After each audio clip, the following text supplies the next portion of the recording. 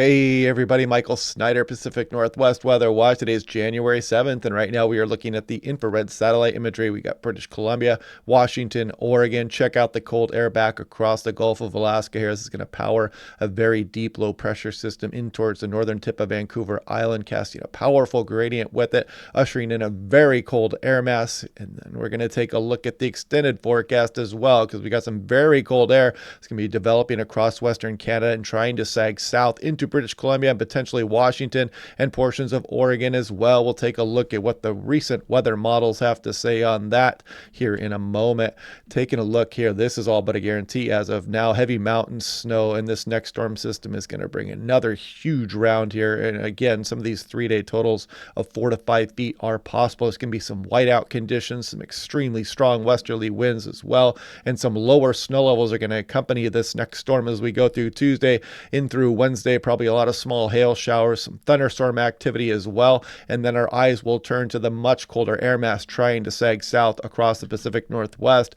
Look at the National Weather Service Seattle. Look at some of these westerly winds down the Strait of Juan de Fuca here and across the Cascades. It is just going to be absolutely ripping as we go through the day Tuesday, and some gusts could be approaching the mid 40s here, which can start to impact some of the power grid across some of western Washington as well, down towards Portland. Also, the coastal areas in British Columbia, Vancouver Island, and even in through eastern Washington, eastern BC. We'll take a look at that here in a moment. Looking at winter storm watches that we have up, you can see possible moderate to heavy snow, mountains 1 to 2 feet here, winds gusting to 50 miles per hour, and this includes portions of Idaho and Montana as well. Travel is going to become very difficult here as we go through the day Tuesday, once you start getting Spokane eastbound across I-90 and some of the higher passes out there as well.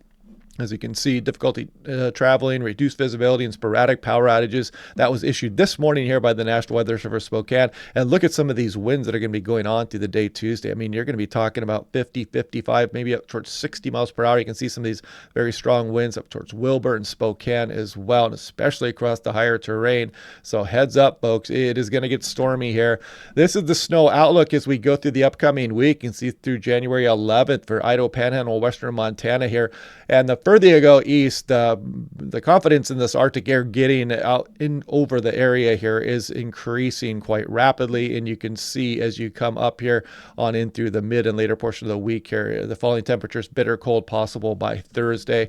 Now here we go with portions of Great Falls. You can see Cut Bank is up here. Some very chilly temperatures rolling in here, folks. Pretty strong Arctic air mass going to be moving down and including much of Montana. Sneaker wave threat across a lot of the coastal areas, all the way up and down the BC coast, down the Washington, Oregon coast as well. We got multiple rounds, and on the day Tuesday, the wave action is going to be pretty intense. So watch out, especially when it correlates for some of the high tides. There's beach erosion out there. Do not enter the surf area. Try to find a very safe place to watch these waves roll in. Now, looking at the NAM 3KM, so we're dealing with some residual showers across some of the area this morning as well. Had a nice small hail shower roll through here this morning, also kind of coated the ground out there, getting some other reports out there as well. And as we go through tonight to tomorrow morning, we get kind of a weak impulse moving through, kind of a warm frontal system here rolling into the Pacific Northwest. But then hot on the heels of that, we have a powerful frontal system that's going to be driving through Monday night on in through Tuesday with some very cold air behind it. Very powerful frontal system, gusty winds, strong west winds in the wake of this system down the Strait of Juan de Fuca, across the higher terrain, and you can see just the showery nature that's going all the way on in through the day Tuesday. You got thunderstorm potential, small hail. Some of the snow levels are going to be really low and probably be kind of surprising here, going to coat the road at times with some of the small hail showers as well as we go through the day Tuesday. And this is the day 3 from Tuesday morning to Wednesday morning thunderstorm outlook. It does include Northwest Oregon, Western Washington. This would include British Columbia here as well. Now, looking at the 80-meter wind speeds, we'll go into some of the timing here now. And you can see the weak impulse here as we go on in towards the day Monday. But then the much stronger frontal system really starts to batter Vancouver Island here as we go through Monday night. And you can see it approach the coastline up and down the Oregon, Washington coast. We go through Monday night into Tuesday morning here, and you can see the strong westerly winds develop. And look at that surge down the Strait of Juan de Fuca here. Powerful westerly winds across some of the coastal areas and the higher terrain as well as we go on in through the day Tuesday.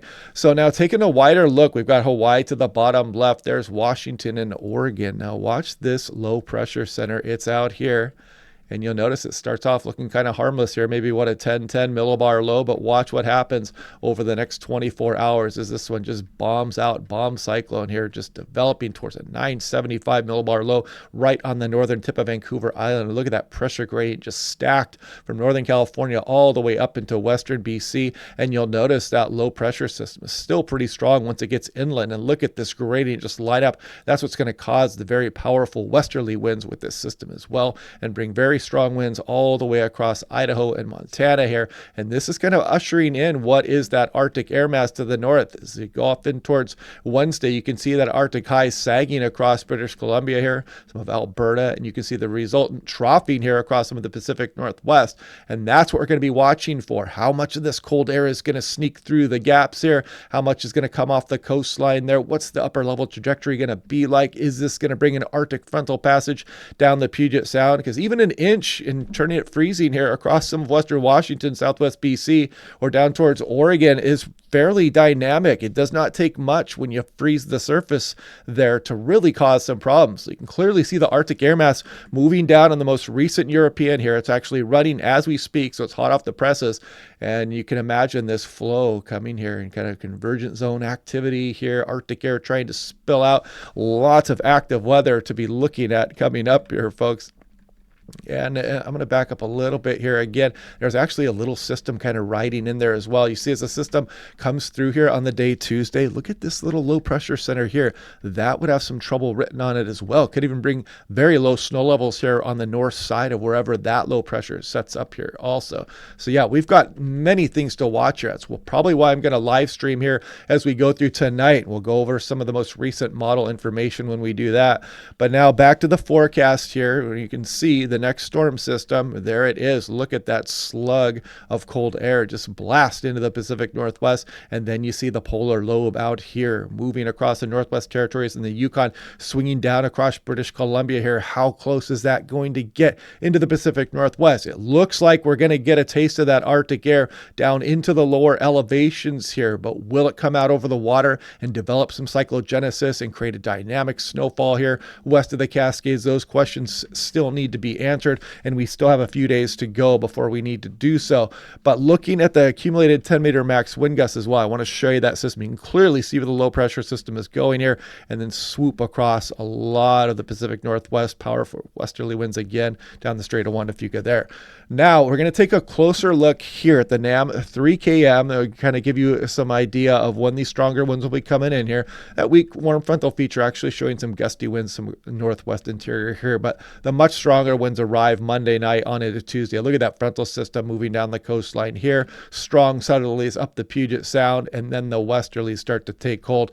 As you can see, that surge coming as we go on in through Tuesday, late morning into the afternoon hours across the Strait of Juan de Fuca and the higher terrain. Now, looking at the European, this is hot off the presses as well. In fact, let me update that so we have all the most recent data. Put it into motion, and here we go on in through the day Monday afternoon, Monday night. Look at the snow just absolutely piling up. Huge snowmaker incoming here as we go through the day Wednesday. Lots of cold air, lots of instability. You're going to get some very intense snowfall amounts across the Cascades of Washington, Oregon. You could be exceeding an inch or two of snow per hour in some of those instances. And you can see the Rocky Mountains really piling it up here as well. And then potential more as we go. As you can see, we've pegged the scale here. That's 48 inches on the Weather Bell maps. And you can clearly see we're going to be above that for some of these locations as we go on in through the next weekend coming up. Now, let's look at what the most recent European has to say here. So we'll kind of break things down as far as that Arctic air. Frontal system, there goes the strong one there, and the big mountain snows, and then that little system sneaks in there. And look at the lower elevation snowfall showing up on the north side of that little sneaky low pressure as it dives in here Tuesday night. So we got to watch that. It could end up being a little further north and maybe impacting the Seattle metro or Portland metro here, or further down into the Willamette Valley. That system moves through here, and you see the Arctic high and the powerful pressure gradient sagging across southern BC here. And look at that. It wants to show some semblance of an Arctic frontal passage here with some lower elevation snowfall making its way down through western Washington here. As we get a wind shift, we start to bring the Fraser River Valley winds here out of the northeast, and it starts to move down the Puget Sound out of the north here as as well. So looking like more confidence here in some of that Arctic air at least getting out. But I'll show you the GFS here in a moment because it is not in agreement still with some of the other models. But I'll also show you the Canadian and the Icon here in a moment as well. The Icon is a German model. And looking at the European, the 12Z run, I want to show you the timing on some of these winds. Well, we can look at the westerlies as we're doing so, but you can see on the day Tuesday, the powerful westerlies ripping across the Strait of Juan de Fuca. But if we go off in towards Thursday, you'll see right about there. There goes the Fraser River outflow here as we go into the late Thursday morning period here, and you can see it trying to push some of those northerlies down the sound. That would be associated with that Arctic frontal passage, and we would start to drop the temperatures potentially below freezing here as well and usher in some of that Arctic air as we go through the day and the night on Thursday. And you can clearly see the offshore flow all the way down towards Portland here, and the north winds down towards Portland as we go through Friday morning. So we still have a lot of detail to work out. The models are no doubt going to be flipping, flopping back and forth as we go over the next few days. A very fickle, tricky forecast, but it does look like confidence is increasing that some of that Arctic air is going to move west of the Cascades. Now, looking at the European on the left versus the GFS on the right, we're going to look at the upper levels here. And to get the best snow events here in the Pacific Northwest, west of the mountain range, out towards the coastal areas, you want that trajectory to come off the coastline here, pick up some moisture, and bring it right back in to the Pacific Northwest. And so it's kind of a stacked low, a lot of cold air and deep cold air to bring that snowfall back into the Pacific Northwest. So here goes the windstorm as we go through Tuesday, and then we start to pivot that polar lobe. And you'll see the GFS on the right here is not as strong with that polar lobe, but the European brings it precariously close. It's not a perfect trajectory. We could use it a little bit more out over the water here, but this is still fairly cold solution here on the European. But you see the GFS it's much further to the east than the northeast with this polar lobe here, but it did trend a little bit back to the west here on the 12Z run. So still a lot to watch out for here. Is the GFS an outlier or is it onto something? I keep waiting with bated breath every time one of these model runs comes in to see if the European is going to shift to the east or the GFS is going to shift to the west here. They're still at odds as we speak. And now let's take a look at the winds really quick, what we can expect here. And we'll go back to the polar lobes and show the Canadian and the European, the Canadian and the German model here in a moment to try to show you what those models are going to say. Now, Seattle-Tacoma International, you can see we're getting some gusts into the mid-40s here. And this was the most recent one here. Let's see if there's any update to that. There isn't. You can see on the coastal areas, though, plenty of the ensembles have up over 50. Quileute, same thing there. Tillamook all the way down the Oregon coast. Wild, wet, and windy is incoming here as we go through Tuesday morning. Spokane, big winds east of the mountains also and across the higher terrain. Portland, look at that, 43 on the control run. Some of the ensembles are up towards 50 as well with this powerful storm. And look at Whidbey Island. I mean, the control run, what is that? Is that 68 miles per hour? You can see the mean is getting up towards 60 miles per hour as well. And now look at this out here as we go through the day Thursday. That would be out of the northeast here. That would be the Fraser River outflow moving out over into the lowlands here. And you can see some of these ensemble members have that being a strong outflow event here. And you can see Friday Harbor as well, again with the northeast winds there and the outflow event as we go through Thursday on in through Thursday afternoon, and that would be associated with the Arctic air. This is that westerly surge, southerlies, and then the westerly surge coming across Friday Harbor right there. Here's Tofino up on the Vancouver Island coastline. Some big winds expected with that storm that's going to move up there as well. Now looking at, let's look at the GFS. Let's do this. Let's look at the GFS ensemble mean versus itself and kind of give you an idea that it did show a little bit of westward movement here. As you can see that polar lobe dropping down across some of Canada. You see it is a bit stronger and a little bit further west there versus what it was showing last night here. So that's good for snow lovers here, but if the GFS verifies, it's still not going to be nearly as cold as what the European, the Canadian are showing. Now we've got the Canadian on the left versus the German model on the right. These are hot off the presses, the 12Z run. Put it into motion. There goes our windstorm there, picked up by both models. Then you can see the polar lobe start to pivot down across the area. And look at both of the German model here and the Canadian model show much more in line with the European. This would be a much colder solution here for places across the Pacific Northwest. Right now, the GFS is the outlier, but we still have a few days to go, and these can be very fickle forecasts. As you guys know, if you've been watching the last few days, we've been doing this dance back and forth with this polar lobe. Now, looking at the GFS ensemble mean, so even with the warmer solution here with the GFS, if we look at 2-meter temperature anomaly, you can see plenty of that cold air really building up across British Columbia and Alberta here, and it does leak out some into southwest BC and to a lesser extent there into western Washington. And you can really see it hammer portions of northern Idaho and Montana here as well. And then before that slides off to the south and east.